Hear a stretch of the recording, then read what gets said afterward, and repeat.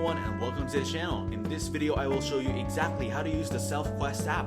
First, open your app store and search for SelfQuest. You'll need to install the app by tapping the install button. Before you do that, take a moment to review the app's details. This will give you an idea of its features and functionality.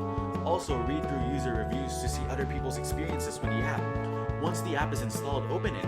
To start using the app, you'll need to create an account. Turn on the toggles to allow SelfQuest to read your health data if prompted. Then tap the sign up button. You'll need to enter a username followed by your email address and a password. After filling in these details, tap sign up to create your account.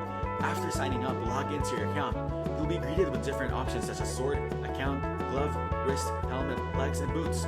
Here you can check your power level, damage, and class. You can also view your status, stats, and totals. To explore more options, tap on the green lines in the top left corner to access the menu. Tap equip to customize your skin, and check your weapon inventory. Next, review your daily main quest and any custom quests. You can also find your player ID here and add friends if you wish. Finally, go to the lobby to see the background lobby and explore additional features. Thank you everyone for watching. Hope you got some value. Make sure to like the video and subscribe to our channel. Leave a comment down below. See you in the next one.